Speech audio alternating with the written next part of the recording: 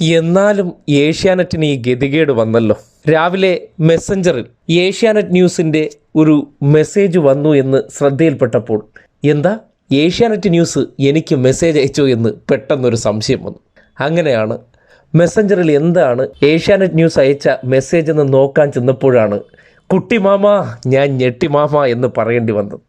കാര്യം ഇത്രയും വലിയൊരു സ്ഥാപനത്തിൽ നിന്ന് വാർത്ത കാണാൻ എനിക്ക് ഏഷ്യാനെറ്റ് ഇപ്പോൾ മെസ്സഞ്ചറിലേക്ക് ന്യൂസ് അയച്ചെറിയുകയാണ്. സ്റ്റാമ്പ് റേറ്റിംഗിൽ 3-ാം സ്ഥാനത്തേക്ക് തലകുത്തി വീണപ്പോൾ ഒരു സ്ഥാപനം തിരിച്ചു വരാൻ വേണ്ടി നടത്തുന്ന ഒരു കഷ്ടപ്പാട് നോക്കണേ. ഒരുത്തനെ കൂലിക്കിരുത്തി നാട്ടുകാരുടെ മുഴുവൻ അക്കൗണ്ടിലേക്കും ഞങ്ങളുടെ വാർത്ത ഇത്തിരി കാണണേ പ്ലീസ് എന്ന രീതിയിൽ അയച്ചു കൊടുക്കുകയാണ്. ചാനലോ നാട്ടുകാരിട്ട് കാണുന്നില്ല. അപ്പോൾ സോഷ്യൽ മീഡിയയിലെങ്കിലും ഞങ്ങളുടെ ചാനൽ കാണണേ എന്ന് യാചിക്കുന്ന തരത്തിലേക്ക് ഏഷ്യാനെറ്റ് എത്തിയ അവസ്ഥ കണ്ടപ്പോൾ സത്യം പറഞ്ഞ വിനു വി ജോണിൻ്റെ മുഖമാണ് മനസ്സിൽ ഓർമ്മ വന്നത്. വിനു വി ജോണും ചവർ സ്റ്റോറി സിന്ധു സൂര്യകുമാറും ചേർന്ന് ഇടതുവിരുദ്ധത പറഞ്ഞ് അതെല്ലാം ജനം കേട്ട് അവസാനം TV ഇടാത്ത അവസ്ഥയിലായി. ഇപ്പോൾ ആ ഗതികേടിൽ നിന്ന് വീണ്ടും കൂടുതൽ ദയനീയാവസ്ഥയിലേക്ക് പോവുകയാണ്. എങ്ങനെയും തിരിച്ചു വരാൻ വേണ്ടി വാർത്തകൾ ആൾക്കാരുടെ ഫോണിലേക്ക് അയച്ചു കൊടുത്ത് കാണിപ്പിക്കാൻ ശ്രമിക്കുന്ന ആ ഗതികേടിലേക്ക് കൂപ്പുകുത്തി എന്നറിയുമ്പോൾ സഹതാപം തോന്നുകയാണ്. എന്നാലും ഒന്നാലോചിക്കുമ്പോൾ എന്തിന് സഹതാപം? ആ ചൊറിയം വിനുവിനെയും ചവർ സ്റ്റോറി സിന്ധു സൂര്യകുമാറൊക്കെ ചെയ്ത പ്രവർത്തനങ്ങൾ വെച്ചിട്ട് സഹതാപം തോന്നിയിട്ട് എന്ത് കാര്യം? അതുമല്ല റെയിൽവേ ട്രാക്കിൽ എങ്ങനെ കൊണ്ടുവയ്ക്കുന്നതാണ് നല്ലത്.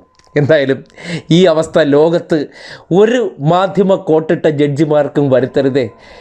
അന്വേഷിച്ച് ചെല്ലുമ്പോൾ ചിലപ്പോൾ വിനു വി ജോണും സിന്ധു സൂര്യകുമാറും ആയിരിക്കും 2 സിസ്റ്റത്തിൽ ഇരുന്നുകൊണ്ട് മെനക്കെട്ട് ഇങ്ങനെ നാട്ടുകാർക്ക് മുഴുവൻ ഇരുന്ന് മെസ്സഞ്ചറിലേക്ക് വാർത്ത അയച്ചു കൊടുക്കുന്ന ജോലി ചെയ്യുന്നത്.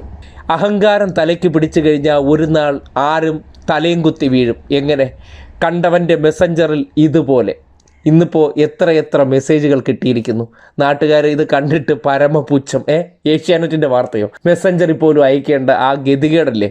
ആ ഗതികേടാണ് അഹങ്കാരത്തിന് കിട്ടുന്ന തിരിച്ചടി എന്ന് പറയുന്നത്. അതുകൊണ്ട് ഇതൊക്കെ കാണുമ്പോൾ ഏഷ്യാനെറ്റിൻ്റെ വീഴ്ചകൾ കൂടുതൽ ആഴത്തിലേക്ക് പോകാതിരിക്കാൻ വേണ്ടി നടത്തുന്ന കിണഞ്ഞ പരിശ്രമമായിട്ടാണ് കാണുന്നത്.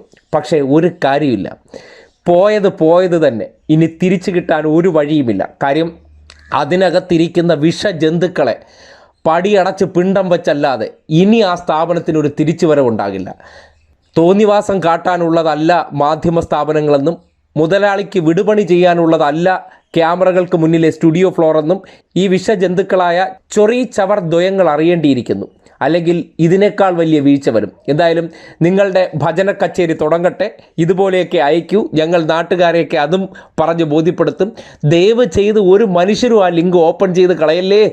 ഈ ഒരു മാരണം ആ മറുനാടൻ മറുത പോലെ ഈ നാടിന് വലിയ തലവേദനയാണ്.